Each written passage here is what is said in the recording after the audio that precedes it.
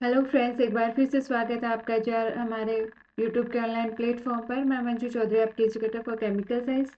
तो जैसे कि आपका गेट का एग्जामिनेशन से वो कंडक्ट हो गया है, अब आपके बारी है CSI नेट एग्जामिनेशन की। तो हम आज का जो हमारा सेशन होने वाला है वो गेट का जो आपका एग्जाम हुआ है उसके जो आपके मेमोरी बेस्ड क्वेश्चन है उसके बारे में हम डिटेल में डिस्कशन करेंगे। इसके साथ ही नेट के लिए कौन से टॉपिक्स आपके इम्पोर्टेंट है, कैसे अप्रोच हम करेंगे, इन क्वेश्चन से भी क्वेश्चंस आपको मिल सकते हैं देखने को गेट नेट एग्जामिनेशंस में। तो हम बात करेंगे, सबसे पहले पेपर एनालिसिस करेंगे। इसके साथ ही हम बात कर रहे हैं JRF एप्लीकेशन की। तो आप अगर CSI net examination, gate examination या अदर PSU या फिर आपकी गवर्नमेंट जॉब की प्रिपरेशन कर रहे हैं तो एप्लीकेशन को डाउनलोड कर सकते हैं, जहां पर आपको लाइव क्लासेस के साथ में PDF भी प्रोवाइड करवाई जाएगी। इसकी स्पेशल क्लासेस, आपके सिलेबस ओरिएंटेड क्लासेस प्रोवाइड करवाई जाएगी। फ्री टेस्ट सीरीज आपके लिए रखी जाएगी, फ्री स्टडी मटेरियल आपको अवेलेबल रहेगा। अब हम बात करते हैं गेट एग्जामिनेशन 2025।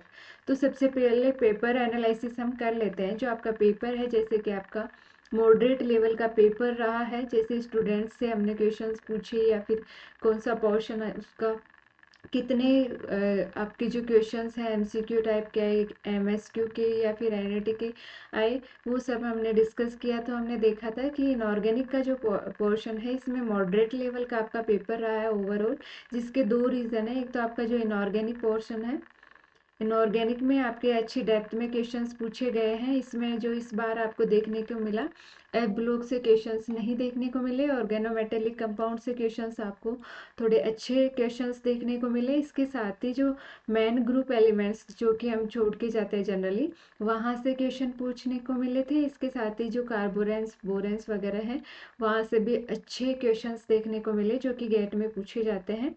अब केमिस्ट्री के 55 क्वेश्चंस आए थे। इसमें हम देखते हैं MCQ आपके 20 क्वेश्चंस आए हैं।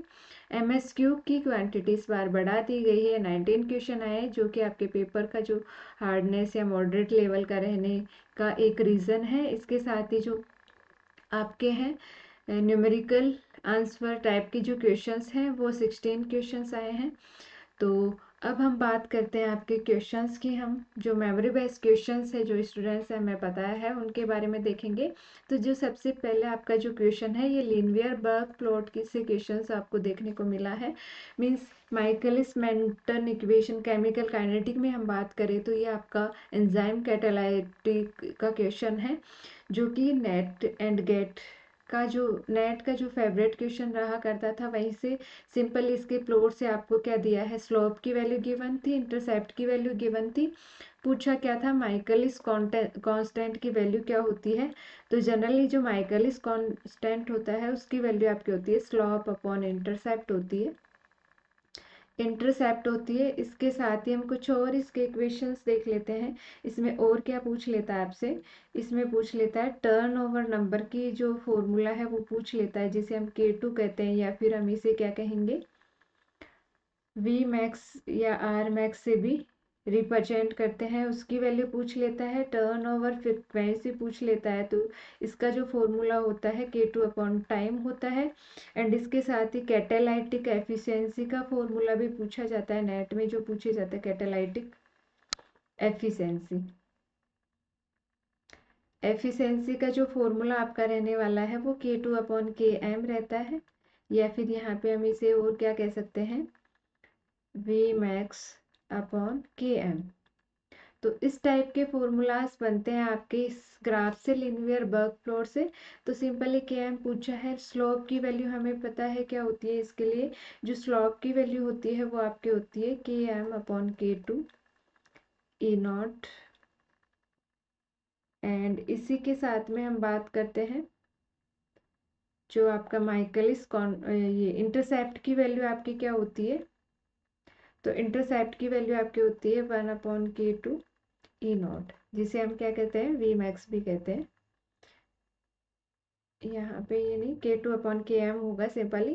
तो इसको हम सॉल्व करते हैं, स्लोप अपॉन इंटरसेप्ट। स्लोप की वैल्यू आपके सेकंड में गिवन है, तो वो इसको हम जब सॉल्व करेंगे फर्दर तो आपके पास क्या आ जाएगा, 1.2 into mole inverse litre second. अब इसको हम और क्या कह सकते हैं, इसका जो पॉइंट है उसको शिफ्ट करेंगे तो 3.6 इंटू 10⁻³ क्योंकि आपको आंसर किस में पूछा है 10⁻³ में, तो 1.2। एंड ये जो ऊपर चला जाएगा तो क्या आ जाएगा मोल पर लीटर। सेकंड से सेकंड कैंसिल हो जाएगा, यूनिट हम साथ में कैंसिल करते चलेंगे। तो इसको जब हम सॉल्व करेंगे तो आपके पास वैल्यू आ जाएगी 3। मीन्स आपके पास ये तो गिवन है, ये इंटीजर वैल्यू आपसे पूछी है तो इसका आंसर 3 हो जाएगा। सिंपल मोल पर लीटर को हम मोलरिटी की टर्म में रिप्रेजेंट करते हैं। यूनिट कन्वर्जेशन के साथ साथ सिंपल जो मैथमेटिक्स थी उससे क्वेश्चन था। अब कार्नोट इंजन का क्वेश्चन पूछा था। सोर्स का टेम्परेचर आपको हीटिंग टेम्परेचर गिवन था 500 केल्विन। इसके साथ ही सिंक का टेम्परेचर गिवन था 100 केल्विन। एंड इसकी जो हीट थी वो भी गिवन थी 100 जूल थी। एंड इसका पूछा था हमें, क्या पूछा था, एफिशिएंसी, कार्नोट इंजन की एफिशिएंसी पूछी थी जिसका फॉर्मूला बेसिकली आपके होता है 1 - TC/TH, जिसे हम और क्या कहते हैं TH - TC/TC। सिंपली इसको सॉल्व करना था 500 - 100/100। तो आपके पास सिंपली 400/100 वैल्यू आ गई। तो इसको जब कैंसिल करेंगे तो आपके पास वैल्यू आ रही थी 4। मीन्स इसकी जो इंटीजर वैल्यू नहीं पूछी, सिंपल 1 डेसिमल में इसकी वैल्यू पूछी थी। इसके साथ ही क्योंकि वैल्यू गिवन थी आपके पास 400,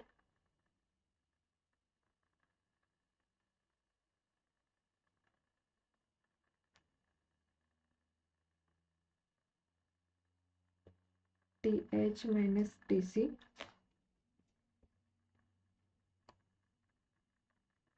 TH आएगा यहाँ पे, हमने थोड़ा सा, हाँ TH 500 आ जाएगा। तो यहाँ पे आपके पास वैल्यू हो जाएगी 4/5 हो जाएगी। तो इसका जो वैल्यू आ जाएगी, TC की वैल्यू 300 थी आपको, यहाँ पे 300 करेंगे तो आपके पास 200 2/5 होगा। तो उसकी वैल्यू आपके ऑलमोस्ट 0.4 के इक्वल थी। तो 1 डेसिमल तक पूछा था, परसेंटेज में नहीं पूछा था इसकी एफिशिएंसी। तो सिंपली आपका 0.4 आंसर रहेगा। एंड आगे हम बात करते हैं, ये आपका जो फ्रीक्वेंसी सोर्स की गिवन है एंड अप्रोचिंग फ्रीक्वेंसी भी आपको गिवन है इसमें। एंड ये आपका जो स्पेक्ट्रा से क्वेश्चन था, डॉपलर शिफ्ट का जो क्वेश्चन है वो था, सिंपली डॉपलर शिफ्ट से क्वेश्चन था जिसका फॉर्मूला होता है वी ऑब्जर्व, मीन्स जो फ्रीक्वेंसी ऑब्जर्व होती है 1 + V अप्रोचिंग की है अपॉन C। एंड जो आपकी फ्रीक्वेंसी है सोर्स की, वेलोसिटी ऑफ अप्रोचिंग, यहाँ पे वेलोसिटी है ये सिंपली। एंड यहाँ पे ये वेलोसिटी ऑफ लाइट की है जो कि ग्रेटर देन होती है किसके, 1 के इक्वल होती है। मीन्स ये होगी C+V/C, 1 से ग्रेटर देन होती है। इसको हम सॉल्व करेंगे, सारी वैल्यूज आपको गिवन है। तो 1 प्लस वेलोसिटी आपके पास है 5 × 10⁶ मीटर/सेकंड अपॉन लाइट की जो फ्रीक्वेंसी गिवन भी थी और आपको पता भी रहती है 3 × 10⁸ मीटर/सेकंड होती है। तो मीटर/सेकंड से मीटर/सेकंड कैंसिल हो जाएगा। एंड यहाँ पे 3.1 × 10⁹ वर्ड्स या पर सेकंड हम इसे कहते हैं। तो इसको हम सॉल्व करेंगे फर्दर तो आपके पास आंसर आ जाएगा 3 × 10⁸ +5 × 10⁶ अपॉन 3 × 10⁸ इंटू 3.1 × 10⁹। तो इसका कैलकुलेशन करना था सिंपली हमें। तो इसकी जब हम कैलकुलेशन करेंगे तो आपके पास जो वैल्यू आएगी वो आएगी 1.5 2। इसमें 3 डेसिमल तक आपको आंसर पूछा था, 3 डेसिमल तक। तो आपकी जो वैल्यू आएगी 3.15 × 10⁹ हर्ट्ज। तो ये वैल्यू पूछी थी, सिंपली इसका आंसर रहने वाला है। आगे हम बात करते हैं नेक्स्ट क्वेश्चन पे। तो आपके वेवलेंथ से क्वेश्चन था इलेक्ट्रॉन एंड प्रोटॉन का सिंपली। तो उसके लिए जो एनर्जी की वैल्यू है, ई की वैल्यू वो आपके ई के इक्वल है, ईपी प्रोटॉन के लिए 3 के इक्वल है। मास ऑफ प्रोटॉन इक्वल है 1836 मास ऑफ इलेक्ट्रॉन। तो जो आपका जो वेवलेंथ का फॉर्मूला होता है बेसिकली वो डायरेक्टली प्रोपोर्शनल होता है 1/मास इंटू एनर्जी का रूट। तो यहाँ पे सिंपली इसका वैल्यू पुट ऑन करेंगे इलेक्ट्रॉन एंड प्रोटॉन के लिए।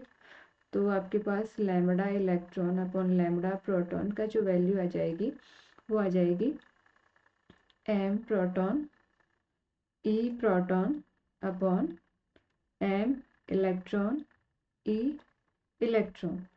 ये फॉर्मूला हो जाएगा। इसमें वैल्यूज हम पुट ऑन करेंगे सिंपली। mp की वैल्यू 1830 में इलेक्ट्रॉन एंड प्रोटॉन के लिए वैल्यू है आपके पास into 3 electron upon M E into E. अब इसमें ई से ई कैंसिल हो जाएगा, एम ई से एम ई कैंसिल हो जाएगा। तो आपका जो आंसर आएगा वो आएगा 1836 इंटू 3 का रूट। इसको हम सॉल्व करेंगे, हमारे पास कैलकुलेटर गिवन था, इसको जब सॉल्व करेंगे तो आपके पास वैल्यू आ जाएगी 74.215 आपके पास वैल्यू आएगी।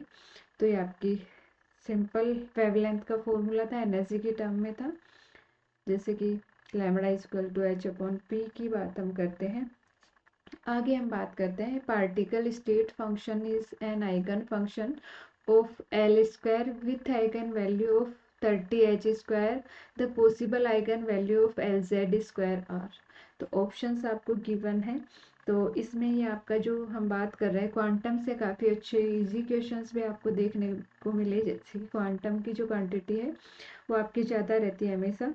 तो यहाँ पे जो क्वेश्चन है ये क्वांटम का, तो इसका जो फॉर्मूला है आपका एल का जो फॉर्मूला होता है बेसिकली आपके होता है M square H square. Magnetic moment की बात करते हैं तो इसमें सबसे पहले एल की वैल्यू निकालेंगे। तो आपके पास गिवन क्या है, L plus 1 H cut square, आपके पास 30h कट स्क्वायर गिवन है। तो यहाँ से हम एल की वैल्यू निकाल लेंगे सिंपली। आपके पास एल की वैल्यू 5 आएगी, 5 इंटू 6 30 आपका जो कॉम्बिनेशन है वो बन रहा है। तो एल बराबर 5 है, तो उसके लिए एम की वैल्यू आपके पास पॉसिबल एम की वैल्यू कौन सी होंगी आइगन वैल्यूज एल जेड के लिए। तो वो पूछा है -5 से -L से +L तक रहेंगी। तो इसमें हम देखते हैं -5 -4 -3 -2 -1 0 +1 +2 +3 +4 +5। तो जैसे कि 5 के लिए आपके पास m की वैल्यू 5 रखेंगे तो 25h कट स्क्वायर आएगा। 4 के लिए 16h कट स्क्वायर आएगा एंड 9h कट स्क्वायर आएगा। Means 10h cut square possibility नहीं है। 0h कट स्क्वायर भी आएगा, m की वैल्यू 0 पुट ऑन करेंगे तो ये भी आपके क्या हो जाएगा, 0 हो जाएगा। तो एल जेड की जो वैल्यूज़ है पॉसिबल वो आपके पास MCQ टाइप का 3 वैल्यू आपके पास है इसकी बेसिकली। तो इसमें ये है, ये नहीं पॉसिबल है, means A B and D है आपका वो पॉसिबल है। तो आगे हम बात करते हैं नेक्स्ट क्वेश्चन की, जो कि आपका साई 1 साई 2 साई 3 साई 4 आपके पास ये भी आपका क्वांटम का क्वेश्चन है। तो इसमें क्या पूछा है, the function that are eigen function of Hamiltonian. Hamiltonian के आइगन फंक्शन कौन से हैं। तो इसमें हम ऑपरेटर के ये जो है वैल्यूज़ देखेंगे, कैलकुलेट करेंगे, इनको सोल्व करेंगे तो कौन से इक्वल है, मीन्स इसके इक्वल ये कौन साई 1 के इक्वल होना चाहिए, साइड डैश वैल्यू होनी चाहिए। तो इसको जब हम सॉल्व करेंगे फर्दर स्क्वायर को, यहाँ पे इसके जो फंक्शन है इनके स्क्वायर को करेंगे तो आपके पास जो वैल्यू है वो आ जानी चाहिए। जैसे एनर्जी का फॉर्मूला होता है nx square plus ny square plus nz square and h square at m। अभी ये वैल्यू दोनों के लिए जो ये ऑपरेटर है इनकी वैल्यूज इक्वल है तो वो आपका क्या होगा, हैमिल्टोनियन ऑपरेटर होगा। तो इसमें हम देखते हैं कौन सा है, 1 का स्क्वायर प्लस 4 का स्क्वायर प्लस 1 का square which is equals to 2 का स्क्वायर प्लस 2 का स्क्वायर प्लस 3 का स्क्वायर। तो हम देखते हैं यहाँ पे 1 प्लस 16 प्लस 1, यहाँ पे आ जाएगा 4 प्लस 4 प्लस 9, तो 17 18 हो गया। एंड यहाँ पे क्या हो गया 8 17, जो कि इक्वल नहीं है, मीन्स ये तो नहीं होगा। एंड यहाँ पे देखते हैं तो आपके पास हो जाएगा 1 स्क्वायर प्लस 25, हम डायरेक्टली कंसिडर कर लेंगे यहाँ पे 1। एंड यहाँ पे 9 प्लस 9 प्लस 9 27 27 मीन्स ये आपका हैमिल्टोनियन ऑपरेटर होगा। इसमें शिफ्टिंग ही है, इनके एन एक्स वाई जेड के जो नंबर है उनकी शिफ्टिंग है, तो ये भी इक्वल रहेंगे।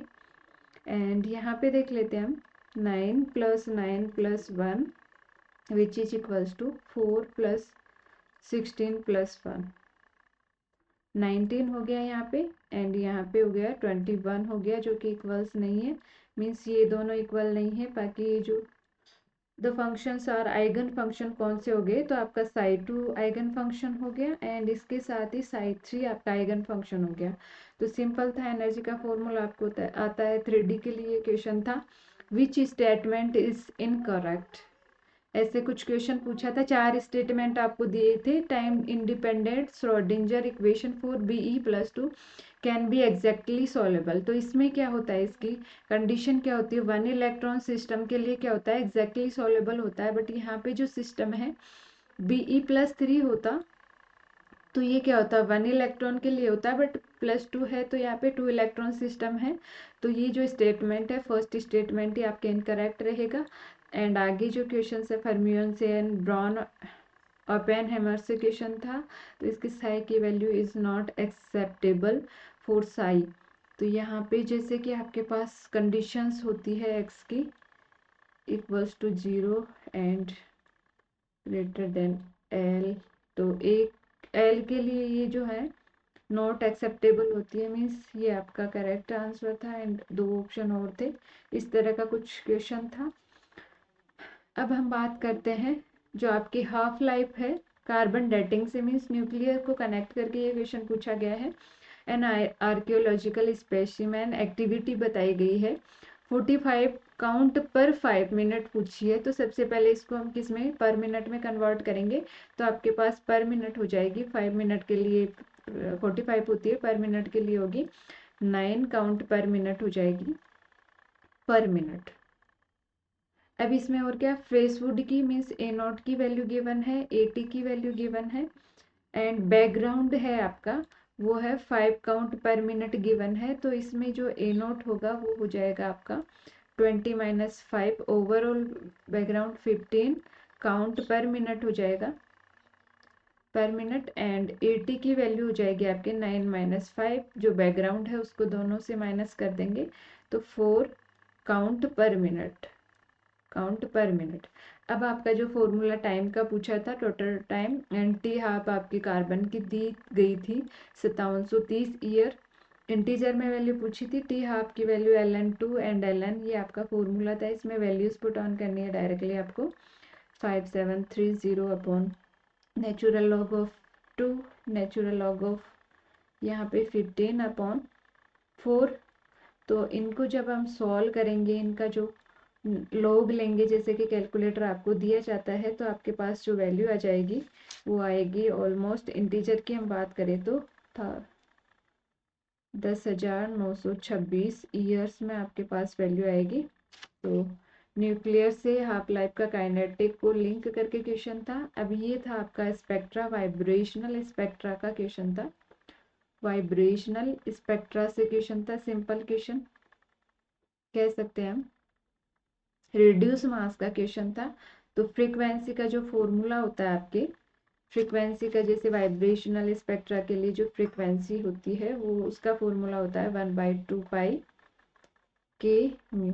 के यहाँ पे क्या है, कांस्टेंट है। म्यू आपके रिड्यूस मास है जिसका फॉर्मूला आपके होता है m1 m2 upon m1 plus m2। तो सिंपल ये फॉर्मूला पुट ऑन करना था एंड इसको सॉल्व करना था। तो कार्बन 12 के लिए 12 into 16, तो यहाँ पे हम वैल्यूज पुट ऑन करेंगे डायरेक्टली। क्योंकि जो आपकी फ्रीक्वेंसी है वो डायरेक्ट इन्वर्सली प्रोपोर्शनल होती है म्यू के। तो ये हो गया, यहाँ पे 13 के लिए नीचे जाएगा, ये 12 के लिए ऊपर आ जाएगा। तो यहाँ पे हम बात करते हैं रिड्यूस मास की, तो आपके पास हो जाएगा 12 इंटू 16 अपॉन 28 अपॉन यहाँ पे 13 इंटू 16 29। तो इसको हम करेंगे सॉल्व, तो आपके पास आ जाएगा 12 into 16 upon 28 into 13 into 16 into 29।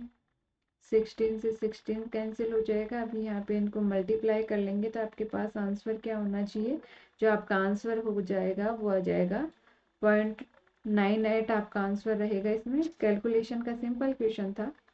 And two non interacting particles in a 1D box of infinite potential barrier, choose incorrect statement।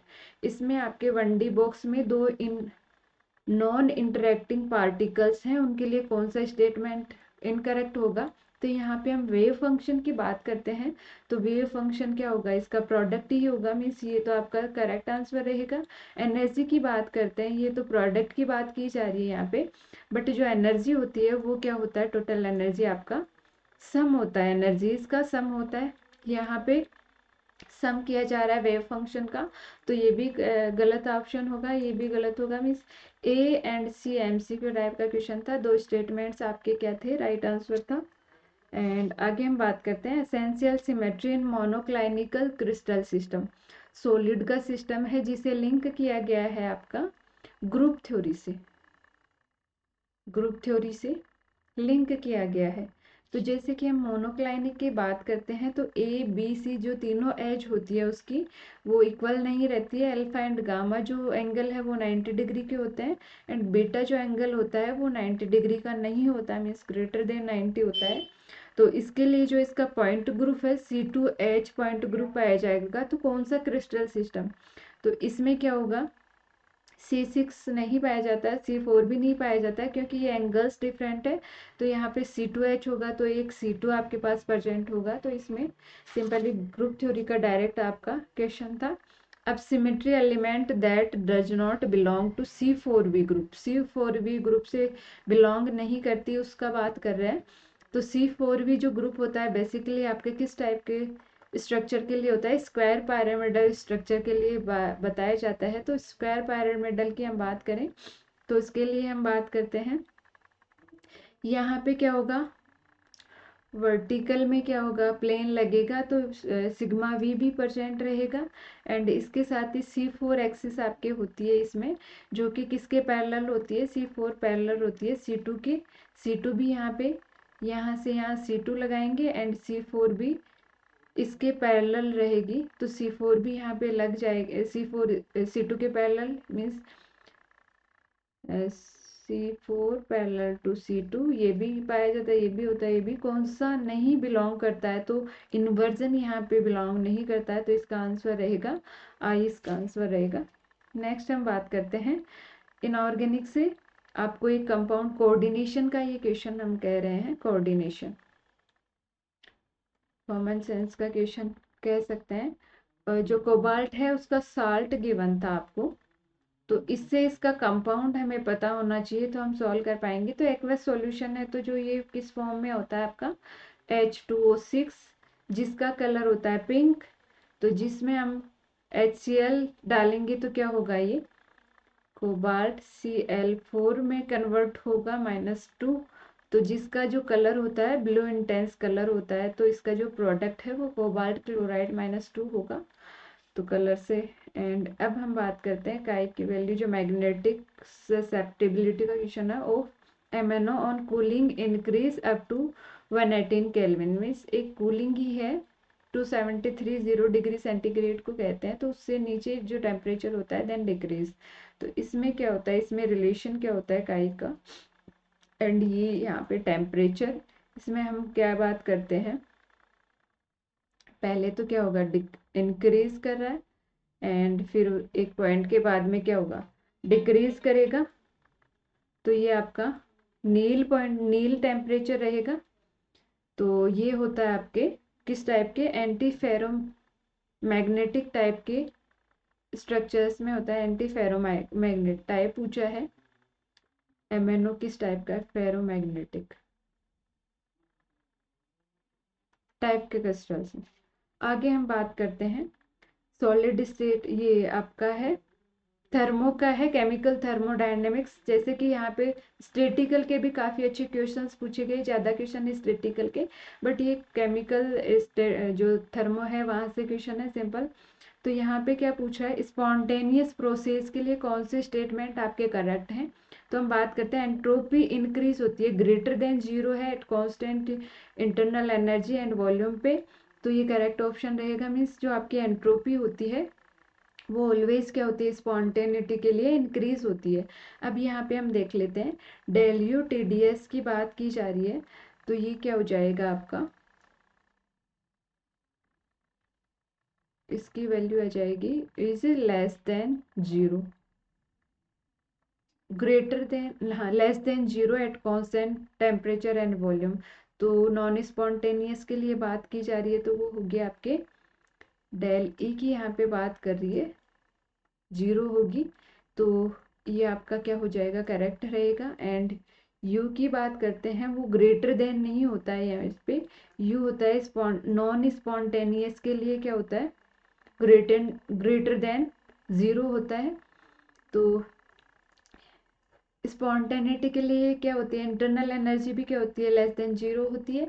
इसके साथ ही ए की यहाँ पे बात कर रहे हैं, डी ए की मीन्स हीट एंथैल्पी की बात की जा रही है, तो वो भी क्या होगी, लेस देन जीरो ही होती है। यहाँ पे क्या है, ग्रेटर देन जीरो है, तो ये भी इनकरेक्ट होगा, ये भी इनकरेक्ट।